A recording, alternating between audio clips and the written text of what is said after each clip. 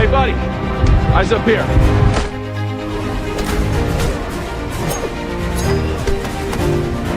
You have failed this city.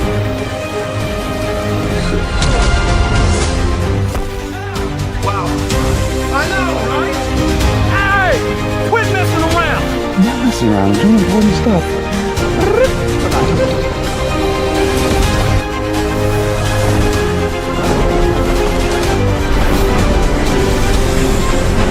Welcome, a man. Get you the right. What's the difference between you and me? I'm not wearing hockey pads. But that is being human.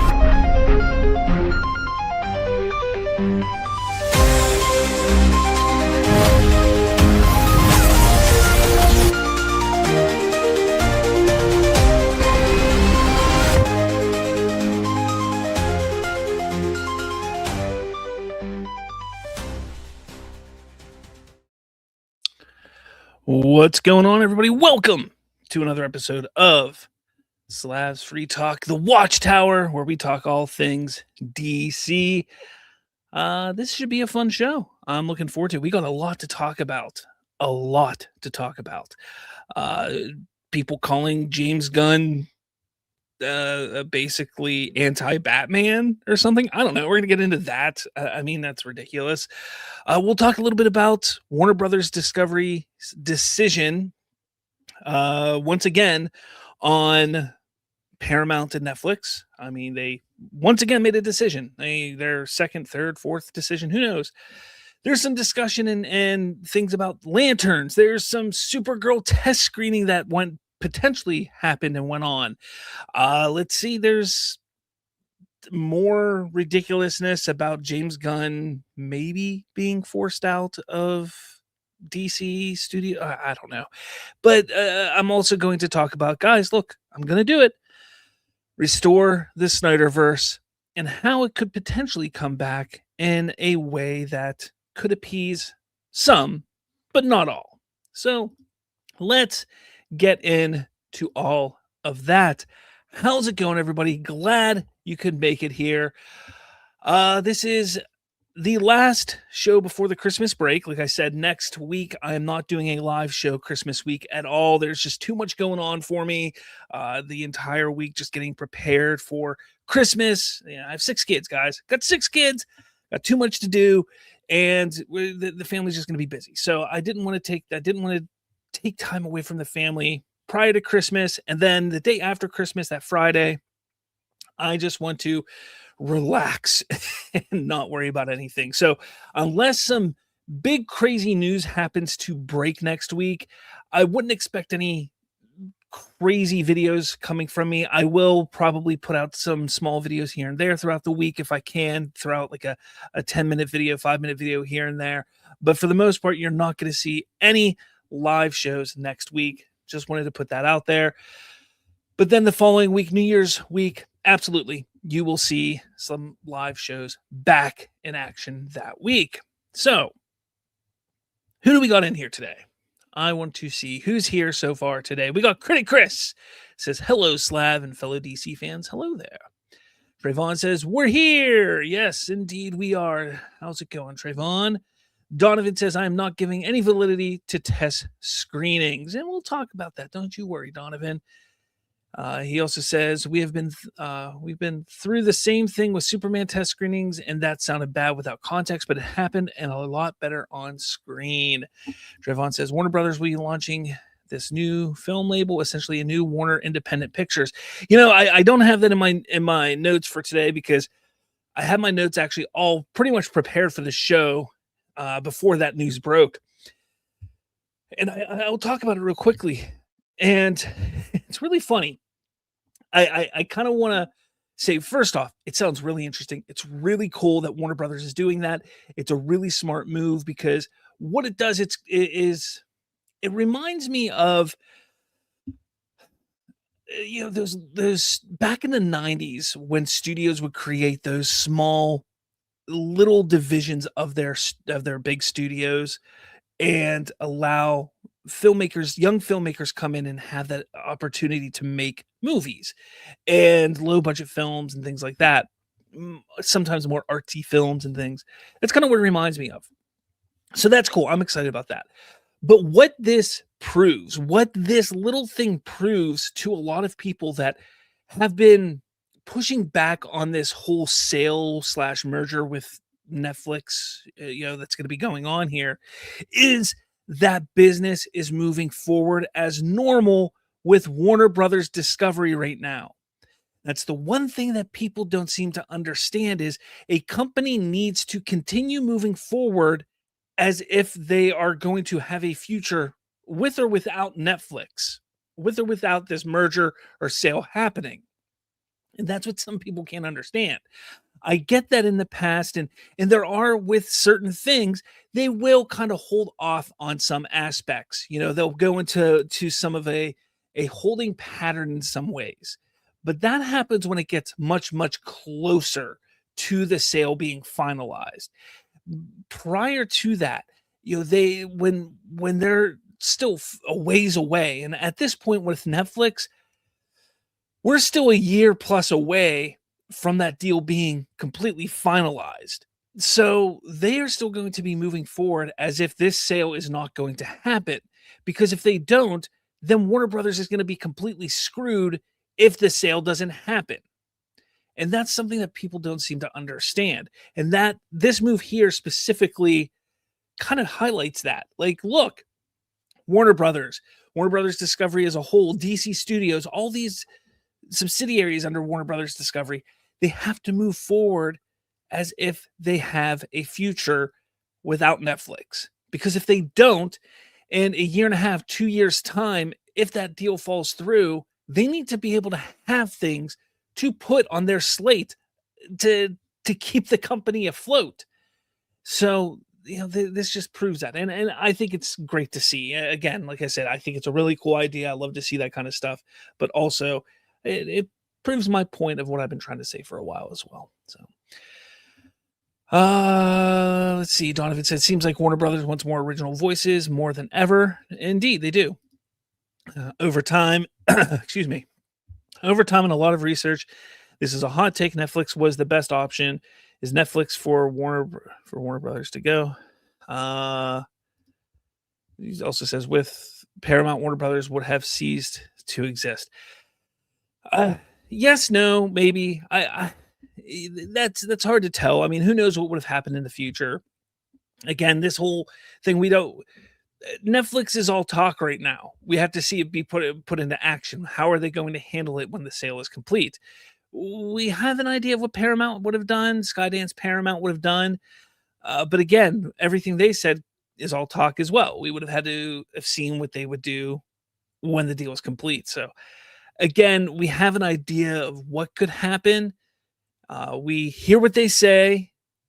We believe what we want to believe, but it's not going to we're not going to know until it actually happens. So. Critic Chris says, Snyder called don't want Netflix now. maybe.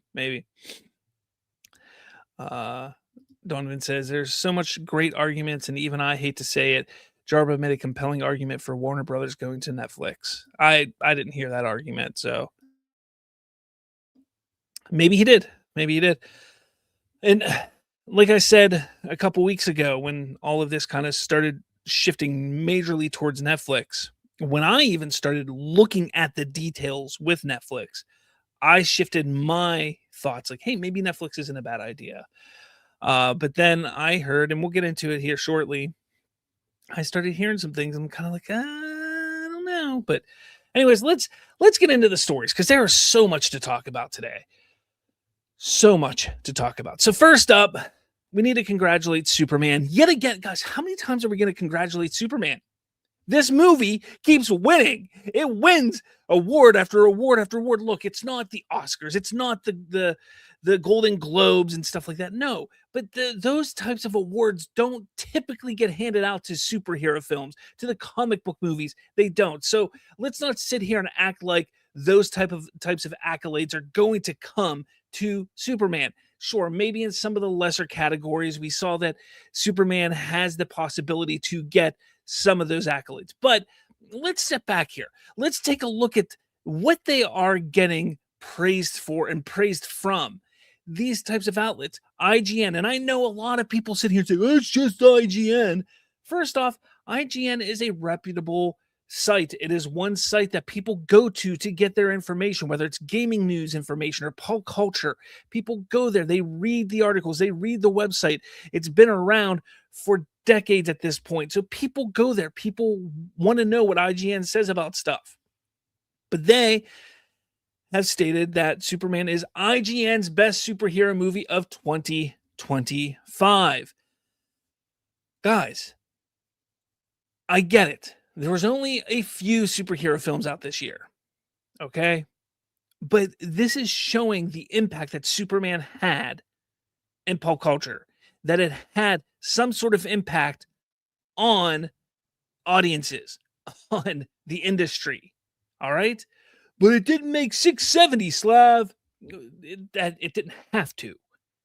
This is what was important, and we were stating this months and years, a year and a half, a year prior to the movie coming out, that there was a huge opportunity for DC that they had to capitalize on, which was becoming relevant again, showing DC is relevant in the eyes of the audience. This type of stuff, getting these little awards from, different outlets, showcasing that these to the audience and to viewers of these outlets and to the internet, the social audience, that, hey, Superman is here and it's a great movie. It's a fun movie. It's the best superhero movie of the year. That says something. In 2025, that is a big deal. No, in 2013 and 2015 and 2016 and 2010 and 2009, it was a completely different atmosphere with the genre. That's not what you were looking for back then. But in 2025, things have shifted in a way that, look, box offices, the take for superhero films are not what they once were. The average is down. Ticket sales are down. Everything is down. So what you're trying to do is you're trying to build back up to what it once was. And the way you do that is by getting fans excited. And the way that you do that is by finding different ways of exciting the audience. And doing what they did this year, having a great marketing campaign, highlighting all of the excitement around the world, showing that the great cast, the chemistry that this cast had through everything, that helped.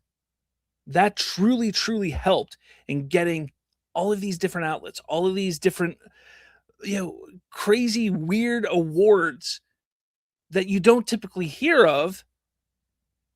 But now we're hearing about them because that's what matters in the industry with these types of films. There's certain people that won't sit there and admit that, but it's true. These types of awards are the ones that matter for these kind of films because, like I said, those high tier prestigious awards, they don't go for these types of films, and they never have, and they may never go for these types of films. So you have to look at these ones. You have to look at these types of awards, these type of accolades, these types of praises to help build up and showcase your film did well. Your film is the best of its genre. Your film has achieved something. Especially in 2025, when the genre itself is down as low as it's been. So congratulations to Superman, to James Gunn, to the cast and crew. I'm sure we're going to see more of this in the coming weeks because that's just kind of what's happening right now. I mean, that is what is going on, and it's not going to end. I did a poll. I should have pulled it up here, but I did a poll on my community tab, just asking, like, hey, what's the movie you're most excited for? Have the announced in production or movies or whatever for DC. And it's Man of Tomorrow, Clayface, Supergirl, and I had Lanterns in there. And Man of Tomorrow is just crushing. It's crushing. People are more excited about Man of Tomorrow than than even Supergirl or Lanterns or anything else.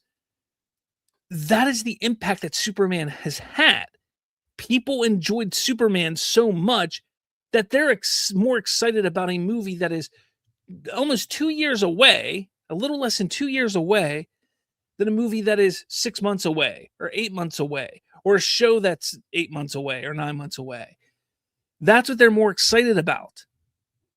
Because, well, Superman was that exciting. Superman left an impact on them, and they want to see that character's story continue. So that's exciting. I'd love to hear your thoughts, though, on this, because it's really interesting. It truly is interesting to see what's going on with Superman, because you hear on social media from one side about how poorly it's doing, but in reality, it's doing rather well. So let me know your thoughts in the comments below. All right. Yes. I forgot to pull that up too, Donovan. Yes, I did see that. Actually, let's just do this, since I will just pull up X real quick.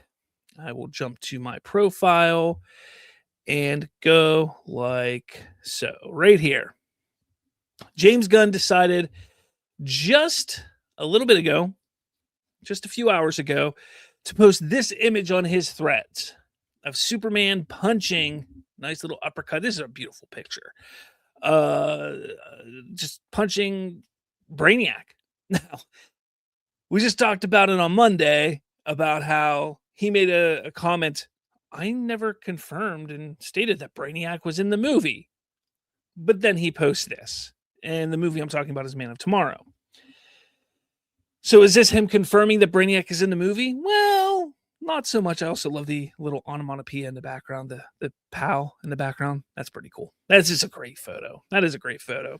Anyways, is this him, confirming that Brainiac is in the movie? No. But if you ask me, I think it was a month or so ago, I told all of you, I think casting for Brainiac will be announced towards the end of December, towards the end of the year, early January at the latest. But that's what I was saying. I think this is just the first step towards that. I think we're getting closer and closer. Like I said, I felt they're going to release the Supergirl teaser, let it have its time, let it play, let it have its time, and then they'll announce the casting for Brainiac. And I think this is just the first step towards that. But this is great. It's exciting. Look, we're what, 4 months away essentially from filming of this movie to begin. Casting has got to be, for at least the main characters, the villains and such, you have to have that solidified. You have to have that done. So yeah, they probably have their Brainiac by now. If not, they're very close to having it, but I'm sure they probably have their Brainiac by now. And it's typically your side characters, your supporting characters, your characters that may have, one or two lines in the movie, or, just kind of show up very briefly in the film. Those are the ones that don't get cast until like right before the movie starts, or sometimes even while the film is going on. That does happen sometimes. But your big characters, your main characters, your main draw for the film, they are cast months in advance. Especially, it looks like Brainiac, if they're going the route we think they are, especially with some of the rumors that are out there, they're going to go for a Brainiac that is kind of muscular, that is built, that's going to be able to go toe-to-toe with Superman. So whoever they're casting, whomever they're casting, is going to have to probably hit the gym. So in that regard, you're going to have to give them some time to get to the gym, to build on some of that muscle, to pack it on, to go toe to toe with Superman. So that's what I'm thinking. I think this looks great. I can't wait to see what comes of it. But I'd love to hear your thoughts on this as well. All right, next up, what do we want to talk about? The lantern stuff. Lanterns. So a rumor has come out about the Lanterns trailer. If you remember, I guess a couple weeks ago, right before the Supergirl teaser dropped, there were some rumblings that there was a Lanterns trailer shown to some executives and things like that. I guess this is possibly what was shown, and this is kind of the description of that trailer. And it's being described as kind of unreal. And they're saying that unreal is like in very good. Like when somebody goes, man, that is unreal. Like when somebody says it like that, like that's unreal, like really good. They're saying that the tone is similar to HBO's Watchmen, which if you ever watched that, it was really good. I really enjoyed that show. With the exception of the way they made Dr. Manhattan look, I felt he was a little underwhelming in that show. No knock on what's the actor's name? I can't think of his name right now. No knock on him. He's a great actor. It's just the design for the show was very lackluster. They also say Hal's suit is amazing and fully practical. Now, this is what kind of worries me a little bit. I mean, I'm fine with practical. I like practical suits. I kind of wanted a little CG on the suits, a little VFX on the suit, a little bit, just to kind of like give you that otherworldly feel to the Green Lantern Corps. So that's a little disappointing, but we'll see. Definitely see how it looks. They say the cinematography compared to Mayor of Easttown. It says Easton, but I think it's Easttown. And True Detective Season 2. It says Hal's costume color scheme is classic, green, black, and white. Hints of gold in it like Hal's power ring. So we saw his Green Lantern ring briefly in that little tease that we saw, and there were some like hints of like that gold and the black and such. They're saying it's kind of like that. Described as medieval and otherworldly, like nothing we have ever seen before in a comic book, like an alternate Injustice suit. That's really interesting because the Injustice suit's pretty cool, but yeah, I don't know. Like, I'm a little, I don't know. I'm a little indifferent with that. He nonchalantly hangs it in his closet next to his jackets. Again, like, does that mean he's going to have to like, hold on, let me run to my house and change into my suit real quick? Yeah, like that's kind of weird to me. I don't know. That we'll see. Again, we'll see. I guess Highway Patrolman by Bruce Springsteen is used in the trailer. Constructs are hinted at but not fully seen. Kyle Chandler is the standout in the trailer. It is hinted that if Hal doesn't hand down the baton, John Stewart cannot become a Green Lantern. And then shots of his cemetery was seen. People think that means the Black Hand is hinted at. So sounds interesting. Looks like they're going to go heavy with the Hal Jordan side of things with the trailer, which I think is a good idea because I think a lot of people were a little upset that, oh, they're going right to John Stewart and Hal Jordan's a 90-year-old man and this and that. But if they go heavy with showing and showcasing Hal Jordan within the trailer, I think that might ease some people into it. Like, yeah, all right, we're seeing Hal Jordan. We're going to see a lot of him. I don't know if I like the fact that he has to pass it down to John Stewart. Like he has to pass the baton down. I don't know if I like that aspect, but we'll see how the story actually plays out. Because I would like to see Hal Jordan stick around for a while and have Hal and John Stewart running around as Green Lanterns in some form or fashion. But we'll see how the story is. We'll see how it fully plays out because maybe something happens towards the end where they're both around still. Maybe Guy Gardner dies, and that's been a rumor, or not a rumor, a theory that that's what happens, and maybe that's how John Stewart actually becomes a Green Lantern that way. So we'll see. We definitely will see. But I am excited. I'm sure we'll get this trailer sooner rather than later, but not, too soon. Maybe January, maybe February. Look, if the show's not coming out until we talked about like August at this point, Uh, maybe January, maybe February, we get something, maybe if we're lucky. So again, HBO doesn't typically throw out trailers too soon for their stuff. So I wouldn't hold your breath for it coming too soon, but it's not going to be like, it's not going to come out in May or June. I'm sure it'll be before then, but definitely, don't hold your breath for it coming out this month. That's all I'm saying. But let me know your thoughts. I'd love to hear what you had to say about this. Are you looking forward to it? What do you think? What are your thoughts on it? Do you think it's real? All that. Let me know what you have to say in the comments below. Over here, Donovan says, I think they're going the practical and CG hybrid for this suit. I hope so. He also says the fact that him and his suit hasn't leaked yet is insane. He also says the ring can just bring the suit to him. Yeah, I guess. I mean, maybe. Yeah, we'll see. Weekend Nighthawks says, according to you, without spoiling, how much percentage of comic actually should be there to make Supergirl movie great for everyone? According to you, without spoiling, how much percent of comic accuracy should there to make Supergirl movie great for everyone?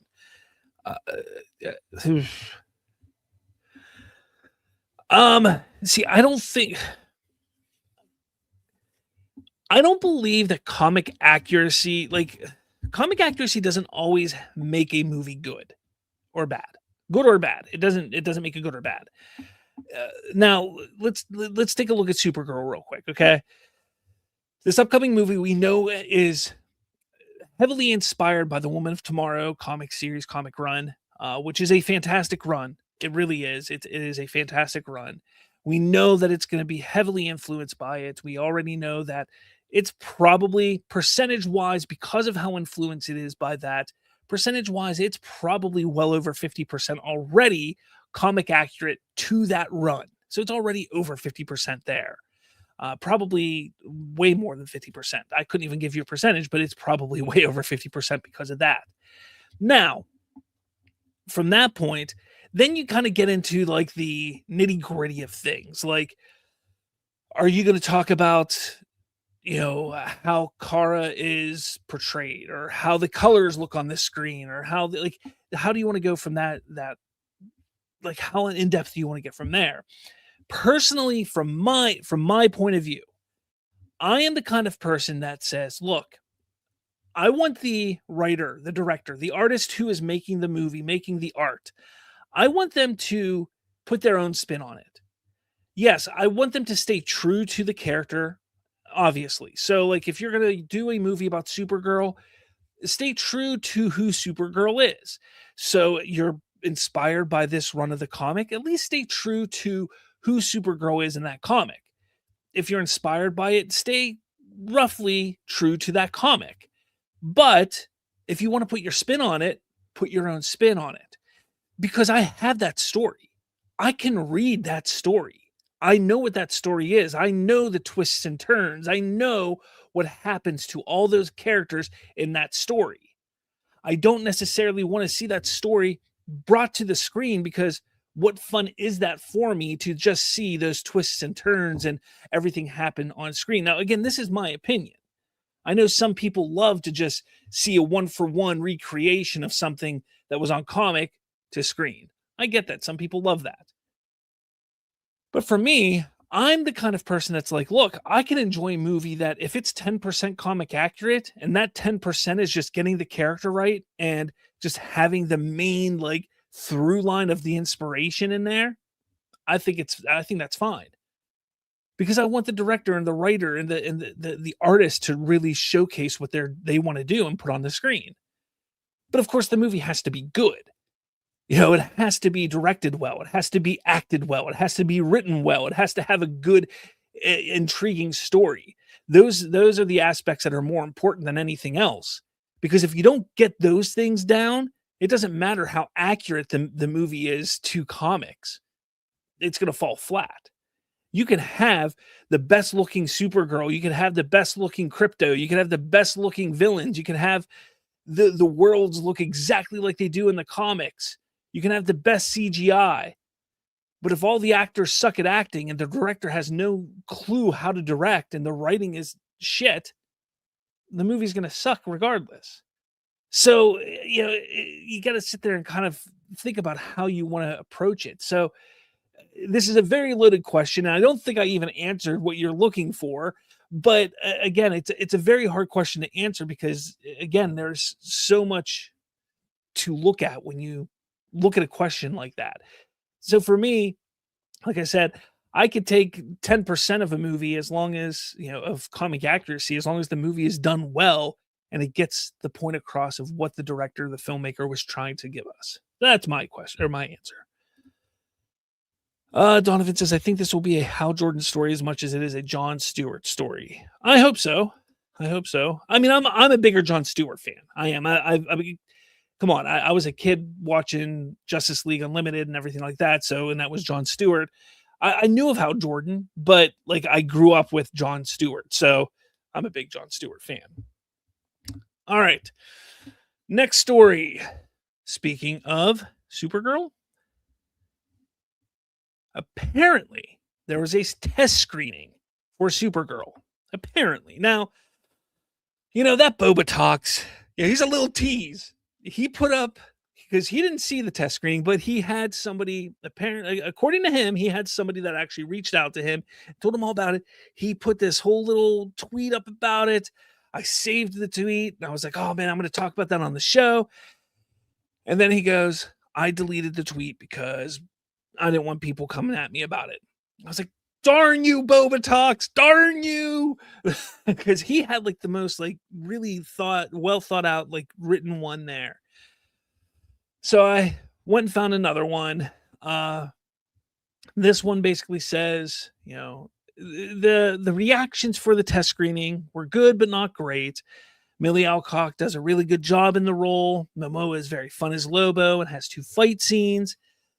The villain is very generic and underdeveloped, and there are some needle drops throughout. Now, let me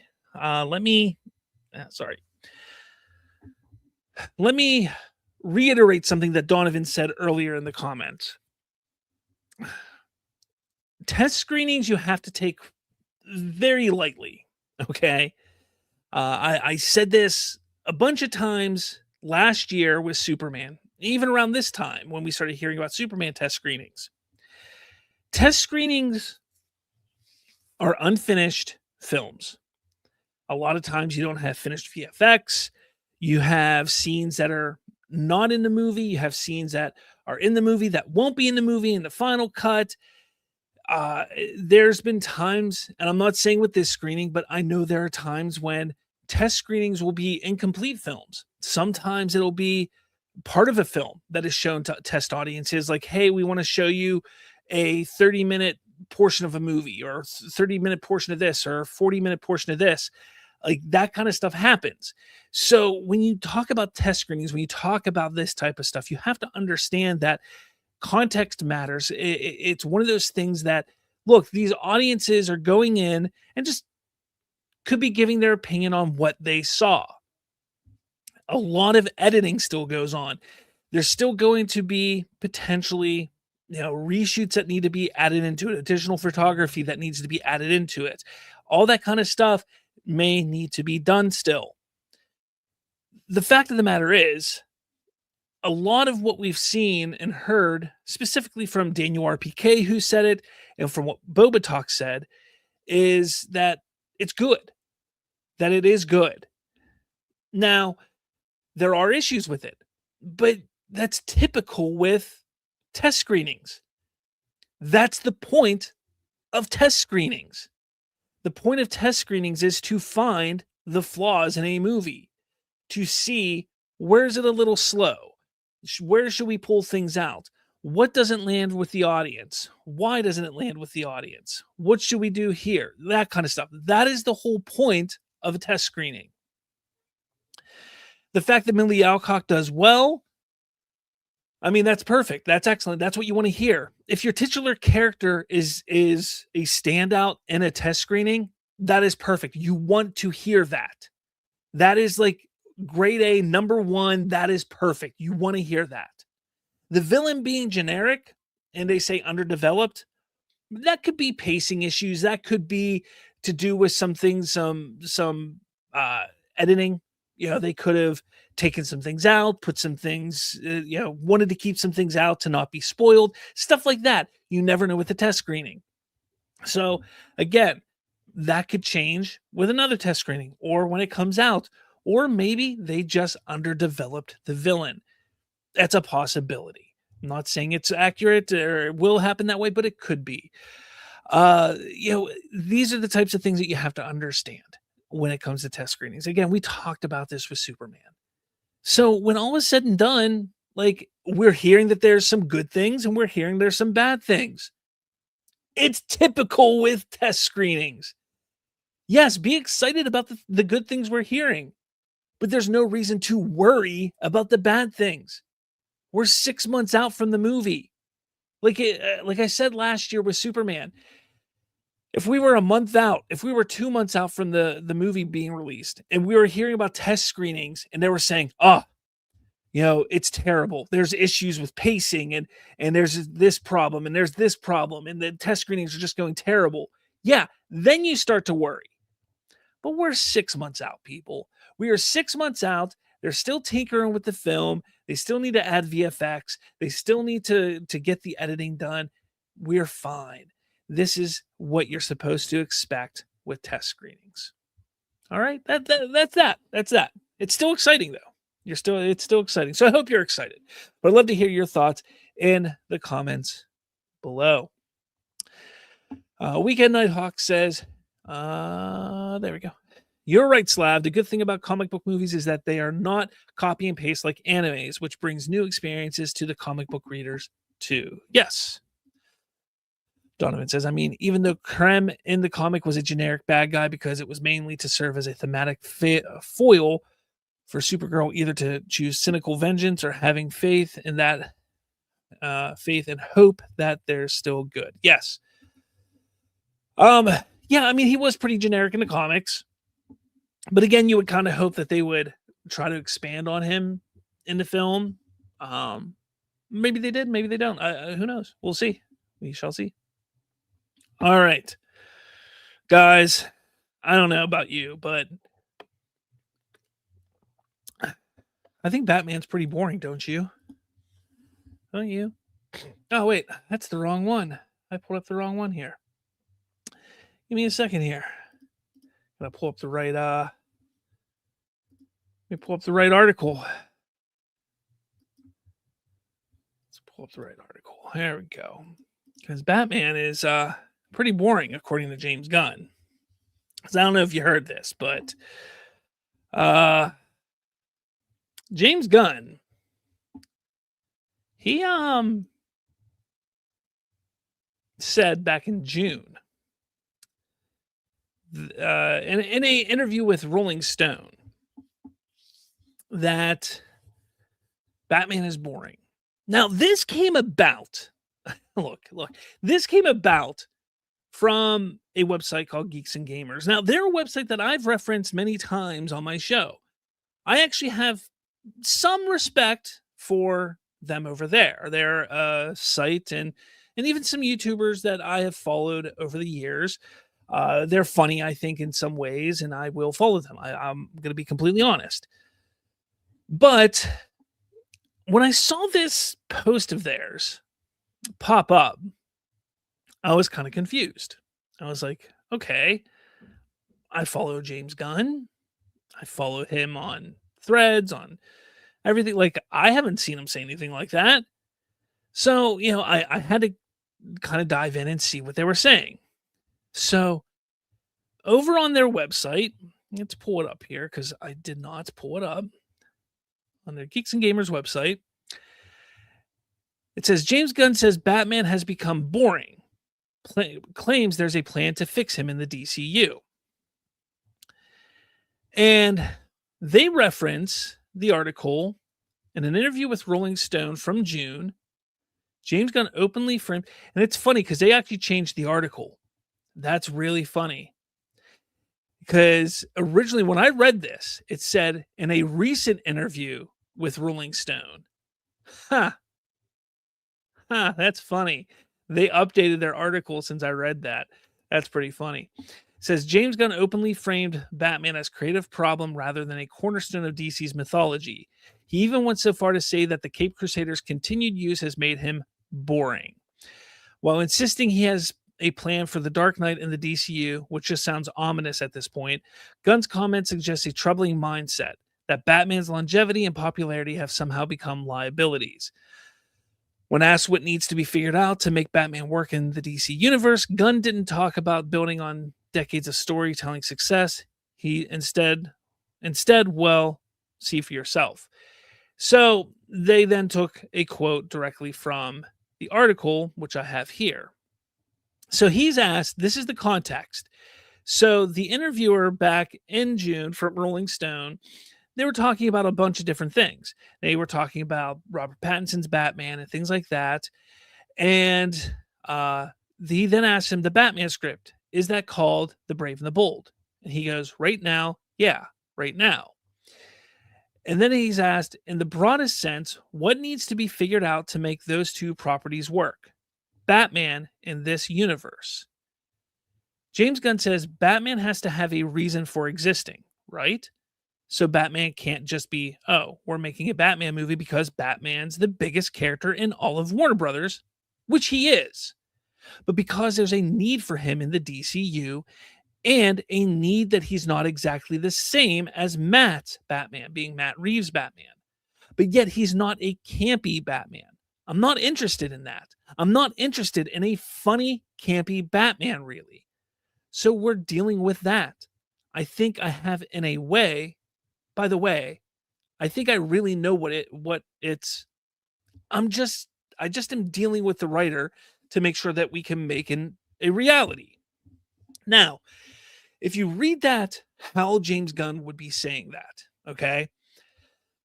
The way he's saying that is he's trying to be careful because first off, he's saying, look, we're not wanting to do what Matt Reeves is doing. We have to be different from what he's doing, but we're also not going to be doing a campy, funny Batman because we don't want to do that.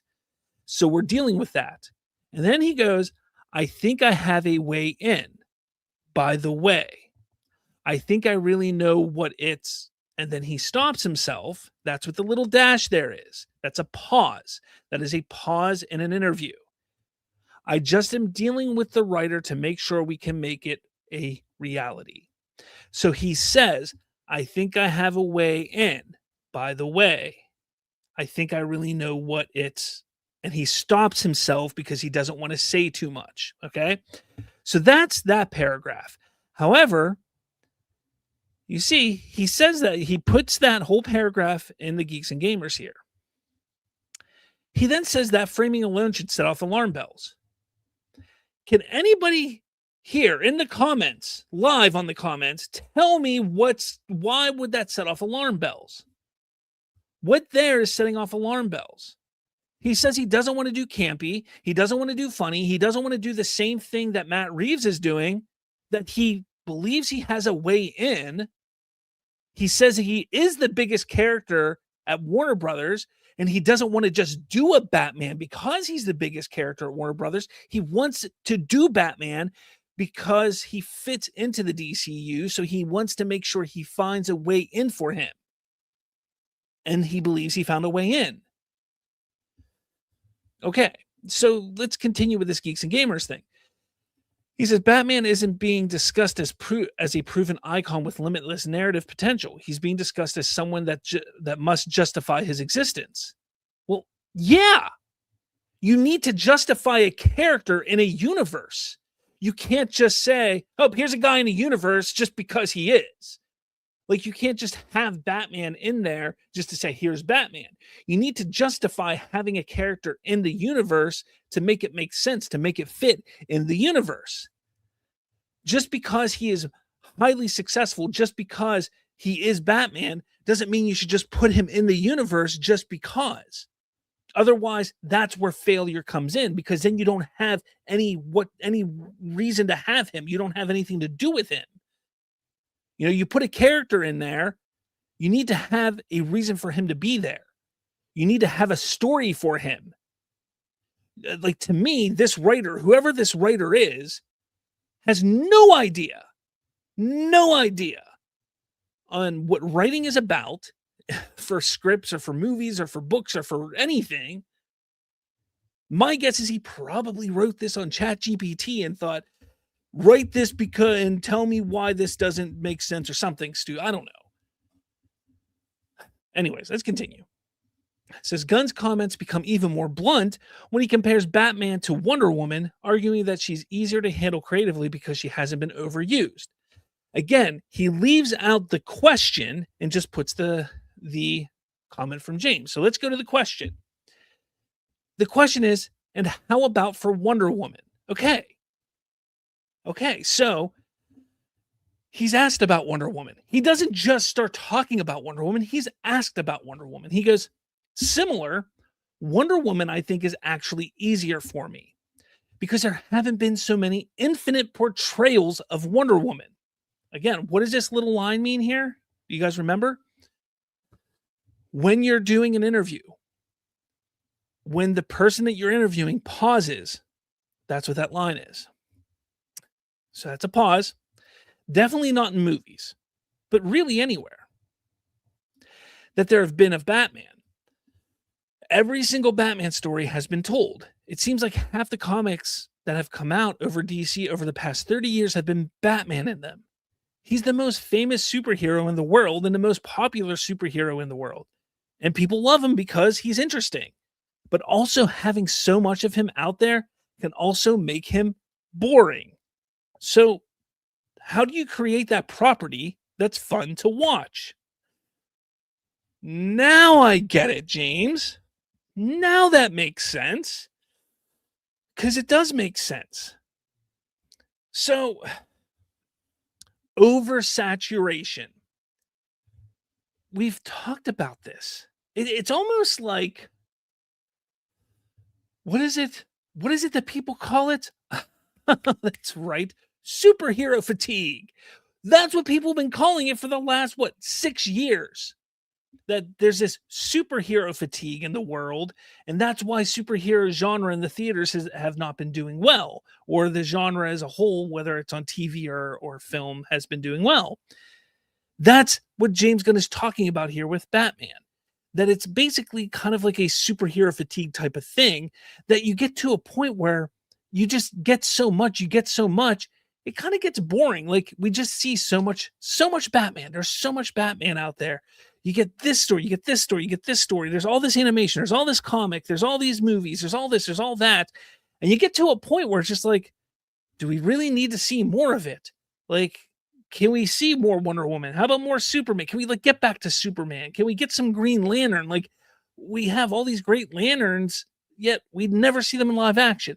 Like, that's kind of what he's talking about. And he's not wrong. Now, he's not sitting here saying, we're not going to do Batman. He's not sitting here saying, oh, we're going to skip out on Batman, or we can't do Batman. But what he's saying is, look, it's a little more difficult because we need to find a way in. We need to find something that's fresh, something that's new. And that makes it a little more difficult because of how much Batman there's been. So we can't do the same old because that would just be boring. If we do the same thing that's been done before, that's just boring. So we have to find something fresh, something new, something different that hasn't been done before. So let's do something new. Let's find a new way in. That's what he's talking about. All right? Not this bullshit that this guy Geeks and Gamers is saying. Because then he goes, that statement is staggering. Every single Batman story has been told is not a creative insight. Well, it kind of is, dude. He says it's an admission of creative limitation. Batman's endurance isn't the result of repetition. It's the result of flexibility. He has thrived across tones, eras, mediums, and interpretations without losing his core identity. That isn't a flaw.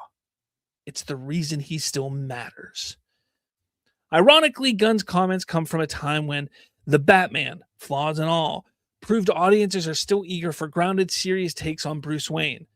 The problem isn't that fans are tired of Batman. The problem appears to be that Gunn isn't interested in telling the kind of Batman stories that that consistently work. While Gunn insists he doesn't want a campy Batman, he offers no clear alternative beyond vague assurances that he has a way in. Assuming the writing aligns with his vision, the lack of clarity does little to reassure a fanbase already burned by constant reboots, abandoned continuity, and years of DC leadership instability. So I want to point something out here. He says he offers no clear alternative beyond vague assurances that he has a way in. If I'm not mistaken, does he not say up here that didn't he basically say up here that they weren't going to be utilizing Batman? But now he's saying down here that he says there's a way in. Like, he's contradicting himself in this same article. Yeah, it's kind of ridiculous. So he continues. The answer is obvious. Batman isn't boring. He's reliable. He's proven. He's one of the last DC characters that still commands mainstream trust. When a creator claims a timeless character is the problem, history suggests the real issue isn't the character. It's a creative vision that doesn't align with the audience. So far, Gunn's remarks suggest he sees Batman not as a foundation to build upon, but as an obstacle to work around. And for anyone who actually wants DC to succeed, that should be deeply concerning. First off, that's not what he says at all. He leaves out a lot of context in here. For one, Batman is James Gunn's favorite DC character. He's been open about this even way before he became head of DC Studios. He's been very open about that. So for somebody who loves Batman as much as he does, he wants to see Batman in the DCU. He absolutely does. But he wants to see it done right. So he's not going to say we need to work around Batman. He's going to want to see him done right within the DCU. This is the problem of not doing your due diligence and not going and saying, look, all right, James Gunn, let's see, like, what has he said in the past about Batman? No, he took one comment, took it out of context, left out what the questions were to him, didn't see what the conversation was about, then didn't know what James Gunn has talked about in the past and said in the past about Batman, and just says, nope, he doesn't know what he's doing. Gunn bad. And that's what the whole thing was about this. It's pathetic. You then have one of the head honchos of Geeks and Gamers who then shares the article with this. Now, Jeremy Prime, also known as D-Day Cobra, he has his own show over there, and he should know better. He should know better to understand, like, look, I know that he's like completely anti, the liberal and left side of things. Okay, I get it. But that article was trash. It was the weakest, saddest article I've ever read. First off, it's from 6 months ago. I actually am talking about it now. We talked about that Rolling Stone article back in June when it first came out on this channel.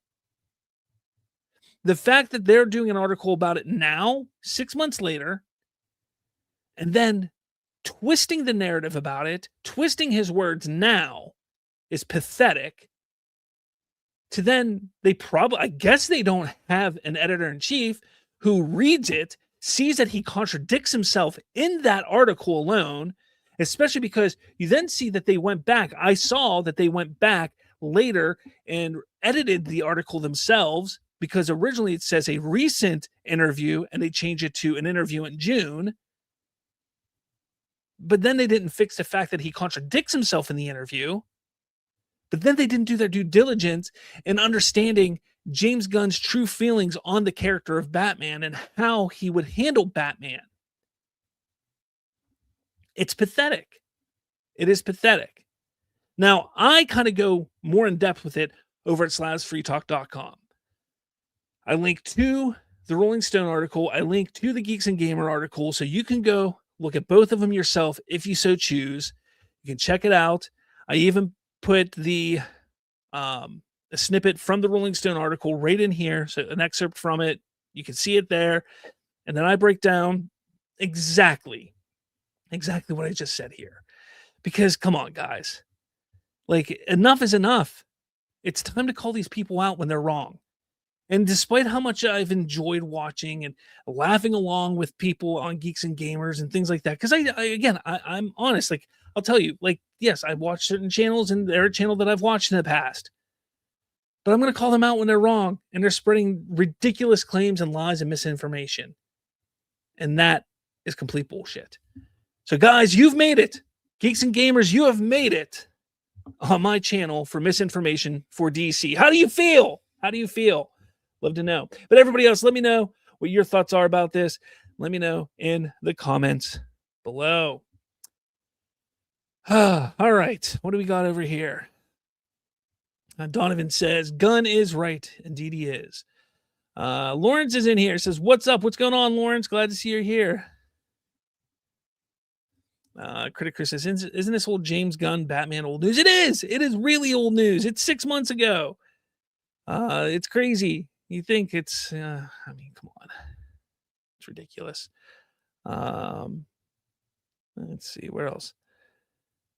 What else we got? We got Weekend Night Hawks. What's your thoughts on next project official announcement in the DCU? I do think the next project's going to be Wonder Woman that they announce. Film wise, I think it's going to be Wonder Woman. I just think that they have to. I think they have to announce Wonder Woman and Batman. Those are the next two big projects. They may announce like a Wonder Woman and then like a smaller project and then Batman. But I think Wonder Woman and Batman are going to be the next two big projects they do. Lawrence says, we have Gunn Superman, My Adventures with Superman. They are both different and fun to watch. Yes. Lawrence also says, people love to bullshit. Indeed. Hunter Iggy says, go look at the podcast Michael Rosenbaum with James Gunn. I've watched it twice, actually. Trayvon says, starting in the 60s, outside of the 70s, every single decade has had at least one Batman movie. 66, 89, 92, 95, 97, 2005, 08, 2012, 2016, 2022. Heck, even 2014 with the Lego movie and 2017 Justice League. So many Batmans. Donovan says, James Gunn is making the freaking frogs gay. Willie Fish to Gash is here. What's going on? Says we're all thinking the same thing. Matt McGowan should write the next Batman movie. He makes up great stories daily. Please no. Please no. I don't want to see him make it. No, that would not be good. Would not be good. Weekend says, how do you see it? Should Gunn continue Hal and John characters for a TV show, or they should play big event film for Green Lanterns in theaters? I need to see how the show ends first. I mean, I would like to see them hit the big screen for sure. I mean, both of the actors are fantastic actors who can play on the big screen for sure. I know they're going to get to a Justice League movie, so obviously one or both of them will hit the Justice League in the big screen. But will they continue Lanterns on the big screen? I couldn't tell you. Again, I have to see how the show goes before I can tell you that. All right. Next story is, what is the next story? Where am I at here? This story. Where are we at here? This one. Nope. This one. So Warner Brothers has decided to reject Paramount's latest offer to acquire the company.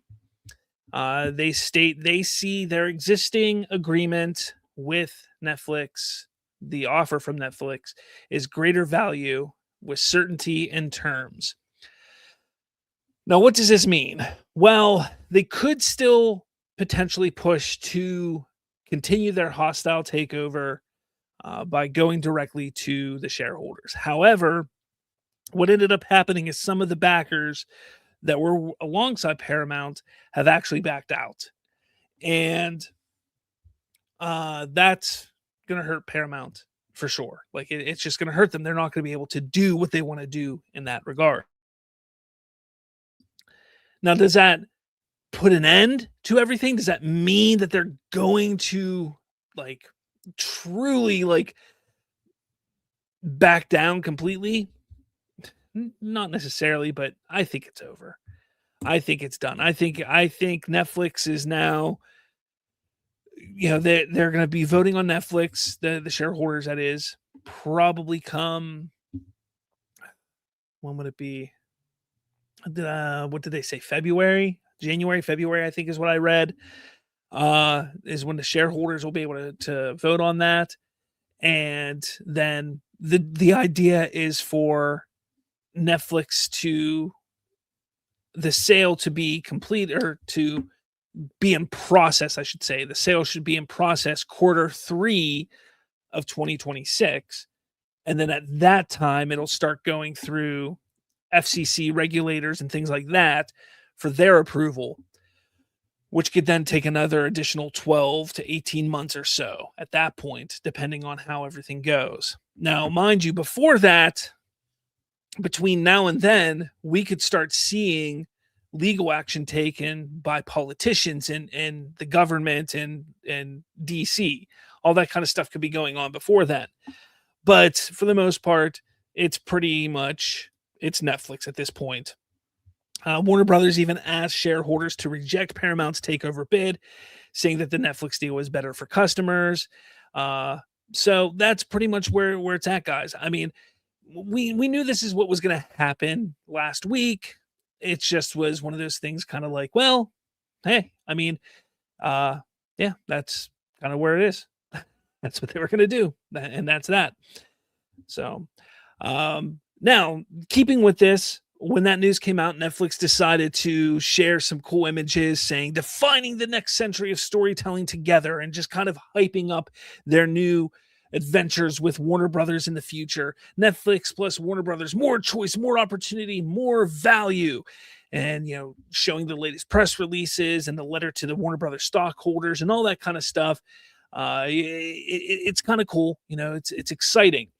But did you guys see right behind the Netflix logo here and the Warner Brothers logo? Did you happen to see what's right behind that? Did you guys see it? That's right. That's Zack Snyder's Justice League.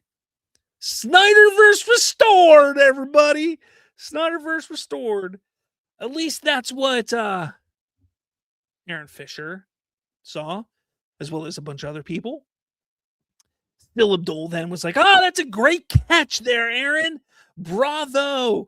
He kind of gave him a little slap on the ass as he walked to the sidelines, gave him a pat on the head. It was like, man, good job. That's definitely a Zack Snyder Justice League image.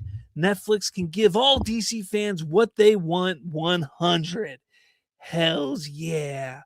As they shook hands and grabbed each other's asses and, all that kind of stuff. Like they were pumped. They were pumped. They were excited. They were excited is what they were. So obviously I had to have a little fun, obviously. Because let's be honest here. Look at this thing. There's Casablanca there. There's what else is there? There's K-pop Demon Hunters. There's the Batman. There's Khaleesi, from Game of Thrones. There's more K-pop Demon Hunters there.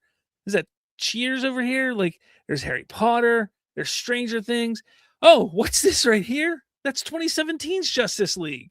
So, I had to have some fun, and I go, oh, is it Daenerys Targaryen? That must mean she's back from the dead on the new season of Game of Thrones.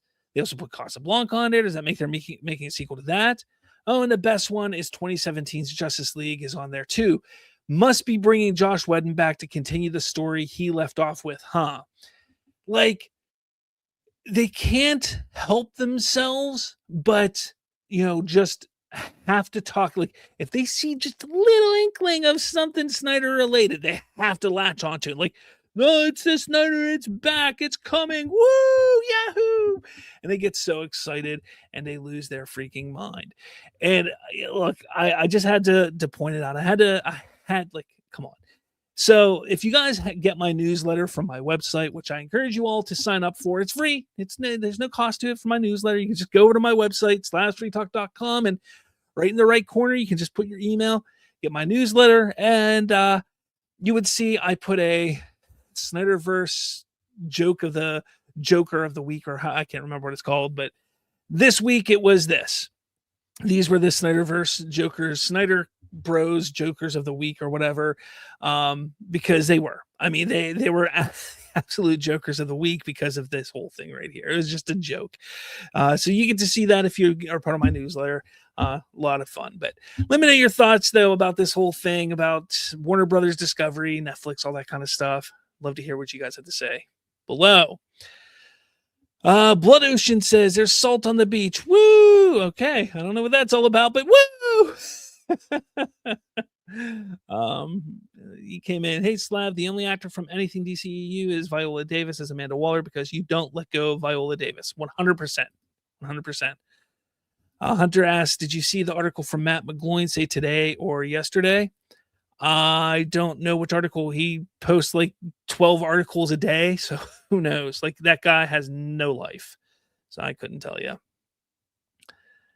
Let's see. James Gunn just confirmed on Threads. This is per Donovan. James Gunn just confirmed on Threads that Mr. Handsome will return in Man of Tomorrow. Excellent. Let's see. Paramount Hostel bid and the DCU. What do they have in common? They were both built on air. Let's see. What else do we got? Hunter, did you see the Zack Snyderverse returns? Say Skywalker, the Jedi, and Aaron Fisher, and so Abdul-Geek. Yeah, they are. Oh, wow. Oh, man. Trayvon says 25 years ago, Netflix could have been bought by Blockbuster. Now they're close to buying out Warner Brothers. Woo. Weekend says, which one's better idea? Villain-focused movies like Clayface or anti-hero movies like Sony did? I've always been a fan of the villain idea. I've been touting that idea for years, specifically with Star Wars. I thought Star Wars should have gone that route a while ago, but I love the idea of going villains. I think that's a lot more fun and a better idea. All right. What is this here? Oh, yeah. Netflix. Talk about this real quick. They posted this little thing, creating and protecting jobs. They said Netflix and Warner Brothers have complementary businesses, which is why we plan to continue operating them independently. With the teams that currently run them, we'll also keep growing our long-term investment in original films and series, expanding U.S. production capacity. Over the last 4 years, we've contributed over $125 billion in the U.S. economy and hired more than 140,000 cast and crew members. Filming across all 50 states with Warner Brothers, we'll be able to do even more. So a lot of people say this is confirmation James and Peter will remain with head of DC Studios.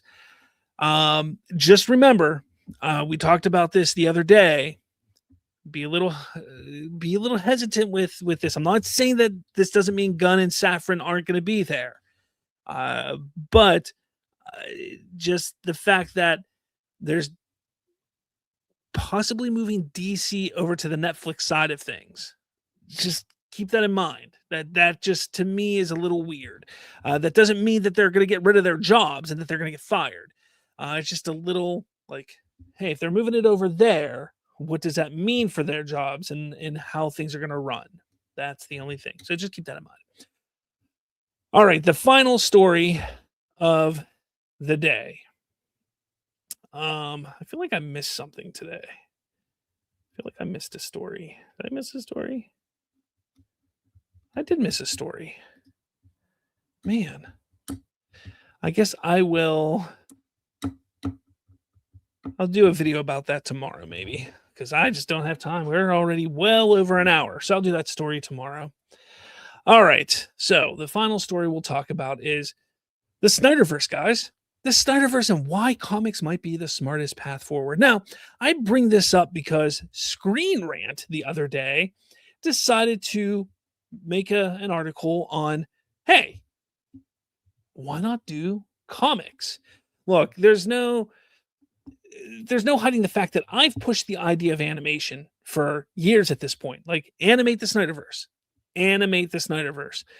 Because I say, look, that's the most feasible way. That's where they can make the most money without spending the most money. Like, they can make a crap ton of money and not spend a lot.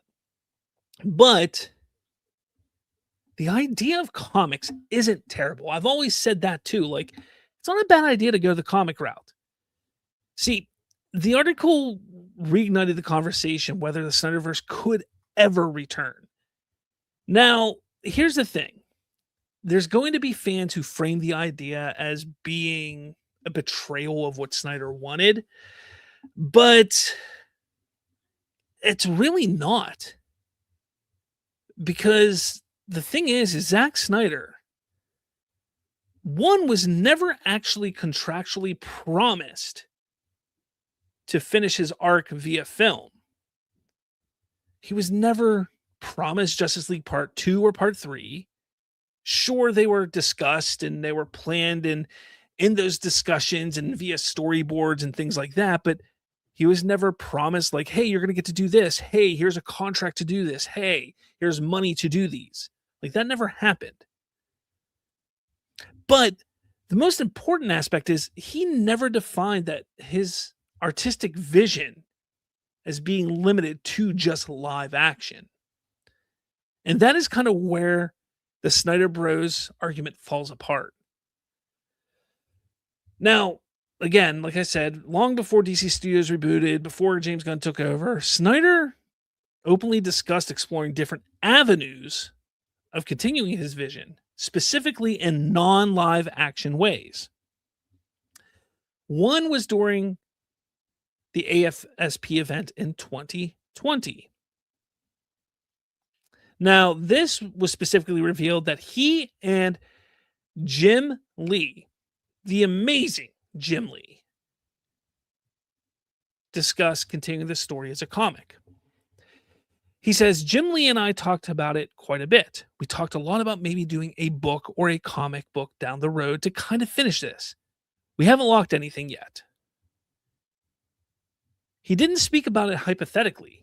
He spoke specifically about it. He goes, inside of that story, we would also do the backstory of Joker killing Robin, because the Joker is somehow involved in the stealing of the mother box and using it to create the treadmill. Oh, so he had the idea. He already planned on how these comics would work. It was something that he was building inside of his head. That's not getting away from the artistic integrity, this artistic vision. It's not getting away from what he wanted to do. Like, this is something he wanted to do. Interesting. It's not a compromise. But then in early 2021, he confirmed he already pitched the comic, or a comic, to tie into DC, specifically a limited series centered on Robin's death. He said, we talked about doing a comic book tie-in, but DC decided not to do it. He said it was the idea of a mini comic run on the death of Robin, how Joker killed Robin, and what it did to Batman. Again, this whole comic idea. So he and Jim Lee had this plan. It didn't go through. He still had this whole idea. How did Robin die? How did Robin die? So a comic. So he kept thinking comics. Like, he wanted to stick with this comic thing. Then there was the Full Circle event in 2023. Now, while promoting the Full Circle event, he was asked directly about finishing the story in comics. His response was pretty unambiguous. I would really enjoy that if it was a possibility. Guys, there it is. There it is. He says, I would do it if it was a possibility. He continues, there was a time when we were going to do that, and then there was sort of a change of desire, I guess. That change of desire was most likely from the studio, saying, look, no, we're not going to support that. We're not going to give the funding for that. The implication is clear. This wasn't killed by artistic stubbornness. It wasn't killed by Zack Snyder not wanting to do it. It was essentially derailed by the corporation, whether it was Warner Brothers, whether it was DC, the DC label, whoever it was, somebody killed it. But Snyder has never closed the door on it, because he always says these DC characters are dear to me, so who knows? Let's not forget, he's also been asked, would he ever finish it in another medium? And he says, yes, I would be interested in whatever medium or whatever way these ideas would be made.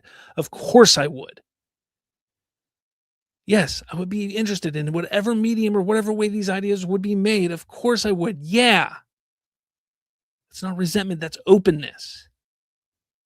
Now, why is this such an important thing? Why am I bringing this up?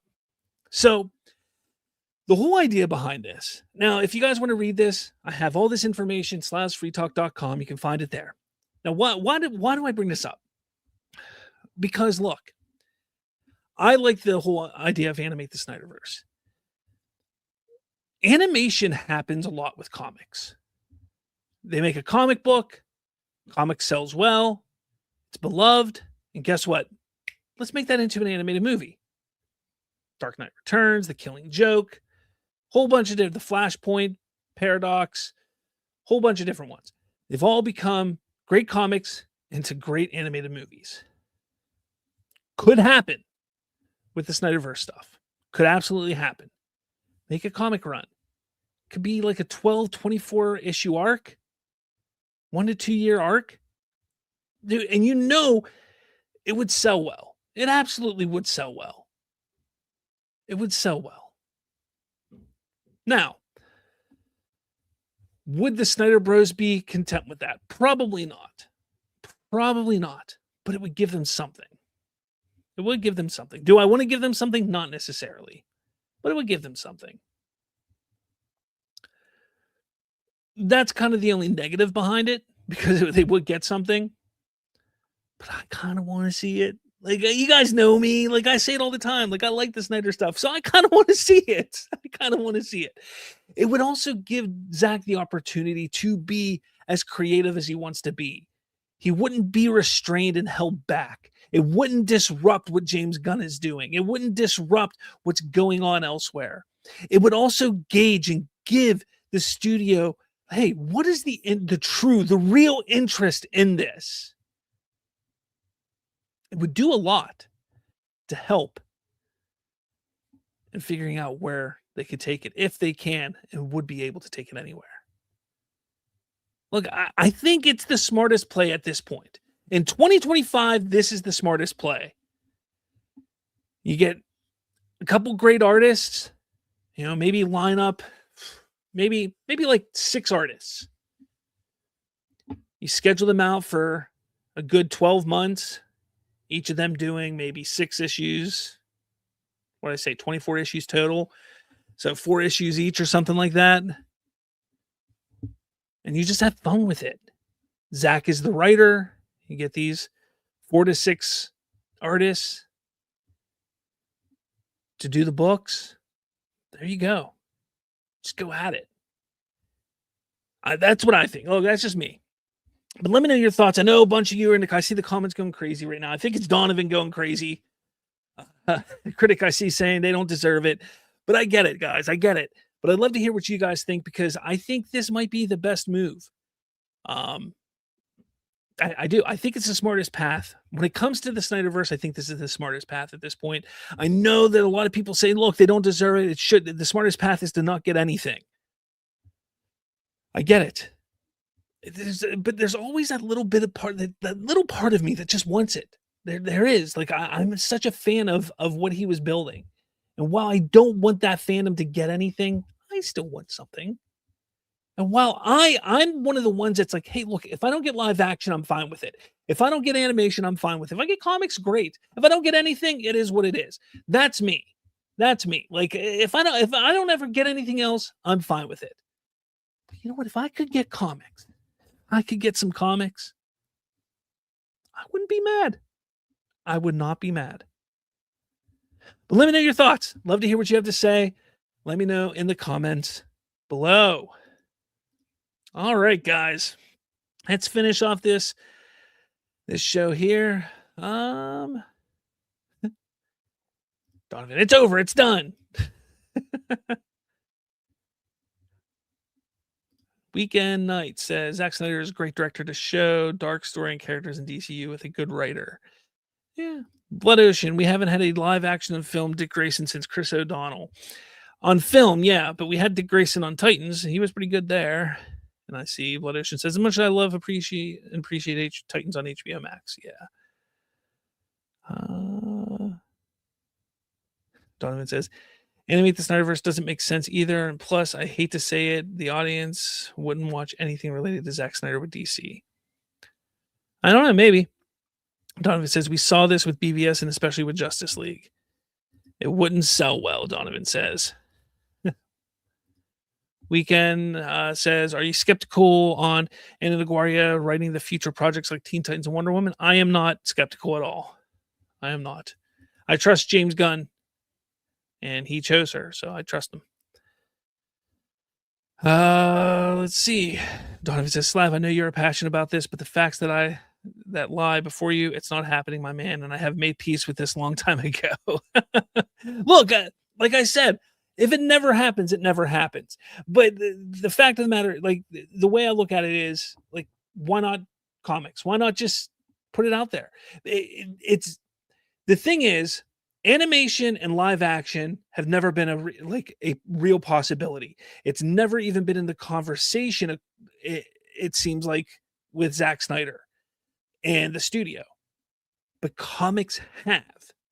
Comics have been in the conversation. They've actually been discussed. He stated it himself. They've been discussed. So the fact that comics have actually been a near reality, like that close, like they've been that close, I think comics are something that could happen. And we have a precedent because we've seen 66 Batman, 89 Batman, 78 Superman. All those things get continuations in comics before as well. Willie Fish the Gas says Snyder Bros would want all other comics canceled and replaced with. Oh man, they would too one day. They'd be like, "Oh, what's this absolute Batman stuff? That's crap compared to the SnyderVerse. And keep the SnyderVerse going."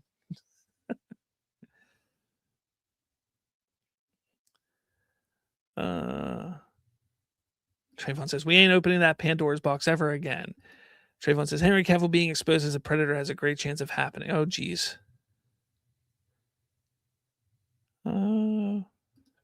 Weekend says, one thing you want to change in Superman movie. One thing you want to change in Superman movie? The score.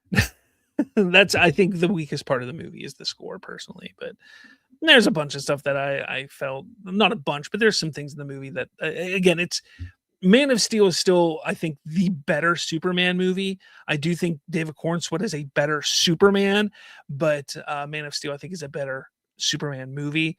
But I do really enjoy Superman. I do. I really do enjoy it, but there are some issues with the movie. But there's issues with Man of Steel as well. So, like, there's no perfect movie.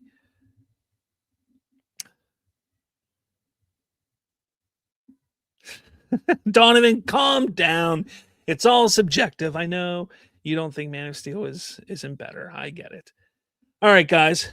I'm going to head out of here. I'm going to head out of here. Like I said, let me just remind everybody, next week, there are no live shows next week. Weekend of Christmas. I am off from live shows. So no live shows. If any major news drops, I will do a video and put it up, but no live shows next week. So I hope you all have a very Merry Christmas. If you do celebrate Christmas, have a very, very Merry Christmas. And hopefully you get to spend some time with your family. So yes, enjoy the week. Enjoy the time with your family, your friends. If you have to go to work, enjoy your time at work, whatever it is. Enjoy your week. Everybody, thank you so much for watching. Make sure you go check out slavsfreetalk.com. I do have one more announcement to make about myself, the channel. It's not so much the channel, but just me in general, that I think some of you may think is pretty cool. It is DC related, so I think you guys will think it's pretty cool. That will be coming in about a week or so. So if you do peruse my website, you may see it on there already, because it is up on there already. You just have to be able to know what you're looking for to see it. But yes, there is an announcement coming from that. So you will get to see that, hear about that in about a week or so. But yeah, be on the lookout for that. But with all that said, guys, thank you all so much for watching. Have a Merry Christmas, and I will see you in a couple weeks.